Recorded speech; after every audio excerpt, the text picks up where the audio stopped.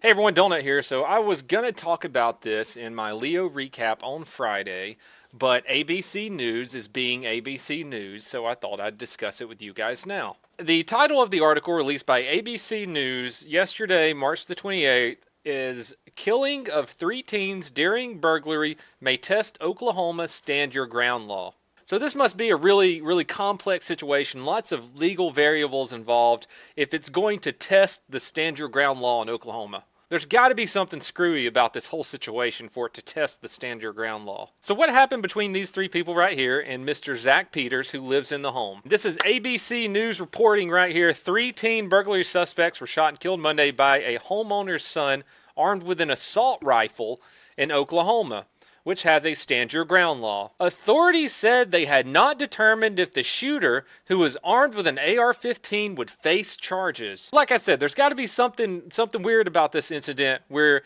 the police have not yet decided if they would face charges. Now, I'm going to switch over from ABC News and look at the local news source, which is probably the best place to find information about this incident. This comes from TulsaWorld.com, a local Tulsa, Oklahoma news publication. After the intruders, who wore black clothing, masks, and gloves, forced their way inside through a back glass door at around 12:30 p.m., they encountered the homeowner's 23-year-old son, identified as Zach Peters, who shot them with a semi-automatic rifle. Two of the intruders died in the kitchen. The third made his way outside and died in the driveway. Deputies found a knife on one of the bodies and brass knuckles on another. The three people who were killed were 19-year-old Maxwell Cook, 17-year-old Jacob Redfern, and 16-year-old Jacob Woodruff. They also had a getaway driver who dropped the three burglars off, and then she sped off as soon as she heard the gunshots. She's being charged with a few felonies also for being a part of the incident. Assistant District Attorney Jack Thorpe said it's too early in the investigation to speculate on whether charges will be filed against Peters, the man with the AR-15 who protected his home and his life. It says that he could be protected by Oklahoma's Stand Your Ground law. All right, we're going to Barney style this real quick.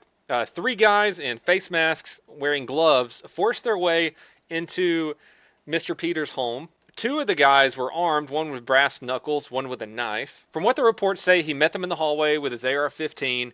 He hit the off button on two of them in the kitchen. He struck the third one. From the 911 call, it sounds like he didn't even know he had struck the third one, but he ran outside and fell down in the driveway and died. Unless the news is leaving a vital piece of information out, I don't see how he wouldn't be protected by Stand Your Ground. Let's talk about Stand Your Ground, Castle Doctrine, and your duty to retreat. Those are three different things. Before we talk about this, I just want to say this is from a legal standpoint, not from my personal opinion. Now, the Stand Your Ground law applies to most states. It says you have no legal obligation to retreat if you fear that your life or someone else's life is in danger. It doesn't matter where you are. Stand Your Ground says that you have no legal obligation to retreat if you feel that your life or someone else's life is in danger. You can use deadly force. Now, the person who's defending themselves has to reasonably believe that there is a chance that they will receive serious bodily harm or be killed. But with Stand Your Ground and Castle Doctrine, which we'll talk about here in a minute, just because you don't have a legal obligation to retreat doesn't mean that you shouldn't retreat sometimes. So it has to be a clear danger that there's going to be serious bodily harm or death to yourself. This doesn't mean like if someone across the parking lot doesn't have a weapon in their hand and they're screaming, hey, I'm going to fucking kill you, you can't pull out a deer rifle and snipe them from across the parking lot. You can, but the courts might look down on that. Same thing as if you're inside your car and maybe it's a road rage incident where someone doesn't have a weapon and they're walking towards your car. If you get outside of your car and place yourself in a position where you have to use Stand Your Ground law, then the courts might look down upon that also. Now, the following states have legislatively adopted Stand Your Ground laws: Alabama, Alaska, Arizona, Florida, Georgia, Indiana, Kansas, Kentucky, Louisiana, Michigan, Mississippi, Missouri, Montana, Nevada, New Hampshire, North Carolina, North Dakota, Ohio, Oklahoma, Pennsylvania, South Carolina, South Dakota, Tennessee, Texas, Utah, West Virginia, and Wisconsin. Those are not the only states that use Stand Your Ground laws. Those are the ones that have legislatively adopted it. It's in law that they can help provide you immunity in certain situations. Some states have adopted it in practice, which means either through case law or other means. These states are, believe it or not, California,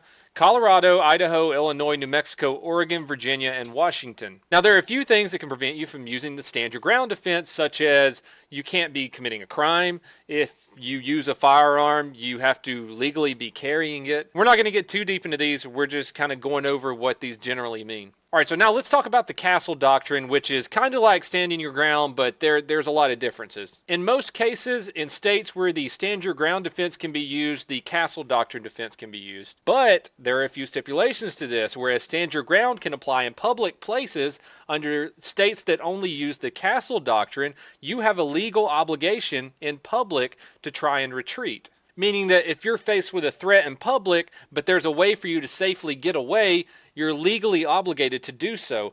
But with the castle doctrine, which derives from your home is your castle, if you're inside your own home or inside your own car, most of the time, in most cases, if you fear that you're in danger of serious bodily harm or death, then you can use deadly force. Now, the castle doctrine gets a little tricky in each state. Each state has different laws outlining it. Some of the same rules still apply, just like stand your ground. You can't be committing a crime to use this defense. You can't be wanted by the law, things like that. If you want to know more about it, I suggest you look up the laws in your state. This doesn't mean that just because someone steps foot on your lawn, you can shoot them. You can't shoot the Girl Scout standing outside your door because she spooked you when she knocked on the door. You can't invite someone over to your home just to kill them and then claim the castle doctrine. So just because Ted is sleeping with your wife and you invite him over and you shoot him to death in your living room, you can't say you're using the castle doctrine. Again, we're talking about from a legal standpoint, not from my personal opinion. The third and final thing that we're going to talk about, which is absolutely freaking nuts in my opinion,